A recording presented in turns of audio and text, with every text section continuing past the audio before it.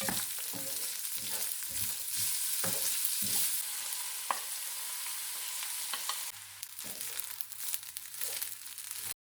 friends, welcome back to our channel AL Foodology. வீடியோக்குள்ள போறதுக்கு முன்னாடி மறக்காம நம்ம சேனலை சப்ஸ்கிரைப் பண்ணிட்டு பக்கத்துல இருக்கிற பெல் ஐகானை பிரஸ் பண்ணி ஆல் ஆப்ஷனை செலக்ட் பண்ணிக்கங்க. அப்பதான் நான் போடுற எல்லா வீடியோஸோட நோட்டிஃபிகேஷன் உங்களுக்கு கிடைக்கும். இன்ஸ்டாகிராம்லயே அப்படியே நம்ம பேஜை ஃபாலோ பண்ணிக்கங்க. இன்னைக்கு நல்ல ஒரு டேஸ்டியான கேரட் சாதம் தான் செய்ய போறோம். வாங்க எப்படி செய்யறதுன்னு பார்க்கலாம். இந்த கேரட் ரைஸ் பண்ணுறதுக்கு நான் ஒரு பேன் வச்சு ஒரு 2 டீஸ்பூன் அளவுக்கு ஆயில் சேர்த்துக்கிறேன். நான் கடலை எண்ணெய் தான் சேர்த்துருக்கேன். இப்போ ஆயில் ஹீட் ஆகட்டும். ஆயில் ஹீட் ஆன பிறகு ஒரு 1/4 டீஸ்பூன் அளவுக்கு கடலைப்பருப்பு சேர்த்துக்கலாம். இதை அப்படியே லைட்டாக ரோஸ்ட் பண்ணிக்கோங்க. இது கொஞ்சம் செவந்து வந்த பிறகு ஒரு 1/2 டீஸ்பூன் அளவுக்கு ஜீரகம் சேர்த்துக்கிறேன். கொஞ்சமாக முந்திரி பருப்பு சேர்த்துக்கிறேன். கேரட் ரைஸில் இது முந்திரி பருப்பு சேர்க்குறப்போ நல்லா டேஸ்ட்டாக இருக்கும். இதையும் அப்படியே லைட்டாக ரோஸ்ட் பண்ணிக்கலாம். இப்போ கொஞ்சம் கருவேப்பிலை சேர்த்துக்கிறேன். ஒரு 5 பூண்டு சின்னதாக சாப் பண்ணி சேர்த்துருக்கிறேன். இதை சேர்த்துட்டு ஒரு 10 செகண்ட் நல்லா அதை வதக்கி விட்டுக்கோங்க. அந்த பூண்டில் இருக்கிற அந்த ராஸ்மெல் போகிற வரைக்கும். இப்போது கட் பண்ணி வச்சுருக்க ஒரு வெங்காயத்தை சேர்த்துக்கிறேன். நான் இது மாதிரி சின்னதாக சாப் பண்ணி வச்சுருக்கிறேன். இந்த வெங்காயம் சேர்த்துட்டு ஒரு 5 to 6 மினிட்ஸ் நல்லா நம்ம வதக்கி விட்டுக்கலாம். வெங்காயம் கொஞ்சம் நல்லா கலர் மாதிரி வரட்டும். அது வரைக்கும் நல்லா வதக்கிக்குவோம். வெங்காயம் வதங்கின பிறகு ஒரு 1/4 கைப்பிடி அளவுக்கு புதினா இலை சேர்த்துக்கிறேன். புதினா இலையும் வெங்காயத்தோடையே சேர்த்து நல்லா வதக்கிக்குவோம்.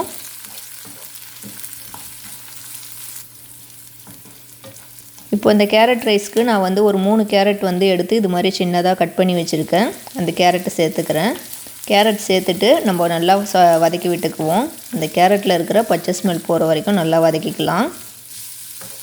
இந்த கேரட் ரைஸ் நல்லா சூப்பராக இருக்கும் லஞ்ச் பாக்ஸ்க்கெலாம் எடுத்துகிட்டு போகிறதுக்கு. ரொம்ப சிம்பிளாகவும் செய்யக்கூடியது. இதை இப்போ நல்லா ஆயிலே நல்லா கொஞ்சம் வதக்கி விட்டுக்குவோம். இப்போ மசாலா சேர்த்துக்கலாம். ஒரு 1/2 டீஸ்பூன் அளவுக்கு மஞ்சள் தூள் சேர்த்துக்கிறேன். ஒரு 1/2 டீஸ்பூன் அளவுக்கு ஜீரகத்தூள் சேர்த்துக்கிறேன். ஒரு 1/2 டீஸ்பூன் அளவுக்கு கரம் மசாலா பவுடர் சேர்த்துக்கலாம். மசாலாலாம் சேர்த்துட்டு நம்ம கொஞ்சம் நேரம் வதக்கி விட்டுக்கலாம். அப்போ தான் அதில் இருக்கிற ராஸ்மெல் போகும். இந்த கேரட் ரைஸ்க்கு நான் முன்னாடியே சாதம் வடித்து ஆற வச்சு எடுத்து வச்சுருக்கிறேன்.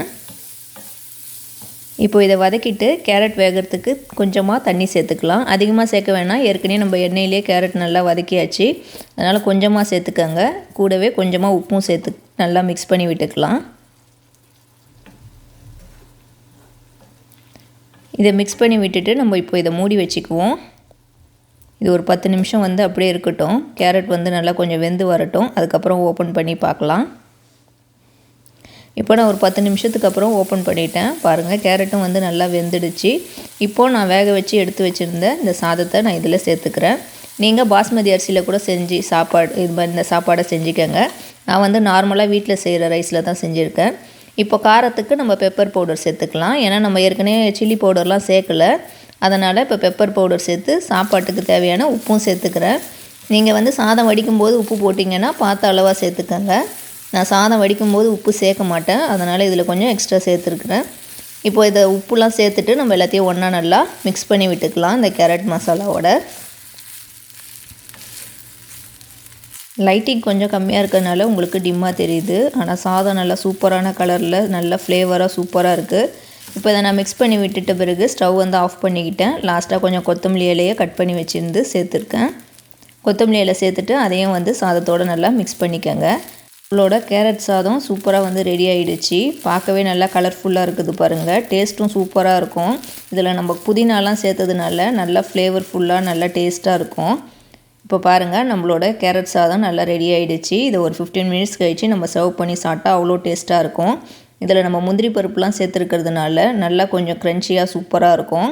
இது கூட நான் மஷ்ரூம் சுக்கா செஞ்சுருந்தேன். நீங்கள் மஷ்ரூம் ஃப்ரை, பொட்டேட்டோ ஃப்ரைலாம் கூட சைட் டிஷ்ஷாக வச்சு சாப்பிட்லாம். ஆனியன் ரைத்தா கூட இதுக்கு நல்லாயிருக்கும். சீக்கிரமாகவும் செஞ்சிடலாம். லஞ்ச் பாக்ஸுக்கு நல்லா கொஞ்சம் டிஃப்ரெண்ட்டான டேஸ்ட்டில் இருக்கும். நல்லா குழந்தைங்கள்லாம் விரும்பி சாப்பிட்ற அளவுக்கு இருக்கும். நீங்கள் டிஃப்ரெண்ட்டான முறையில் கேரட் சாதம் செஞ்சுருப்பீங்க. ஆனால் இப்போ நான் செஞ்ச மாதிரி செஞ்சு பாருங்கள். அவ்வளோ டேஸ்ட்டாக இருக்கும். நீங்களும் செஞ்சு பார்த்துட்டு எப்படி இருந்துச்சுன்ட்டு கீழே கமெண்ட் பண்ணுங்கள். இந்த வீடியோ உங்களுக்கு பிடிச்சிருக்கும்னு நினைக்கிறேன். பிடிச்சிருந்தா லைக் பண்ணிக்கோங்க. இந்த வீடியோவை உங்கள் ஃப்ரெண்ட்ஸ் அண்ட் ஃபேமிலிஸ்க்கும் ஷேர் பண்ணி விடுங்க. நம்ம ஏஎல் ஃபுட்ology சேனலில் இன்னும் நிறைய பேர் சப்ஸ்கிரைப் பண்ணாமல் பார்த்துட்ருக்கீங்க. ஸோ மறக்காமல் சப்ஸ்கிரைப் பண்ணிக்கோங்க. தேங்க்யூ ஃபார் வாட்சிங்.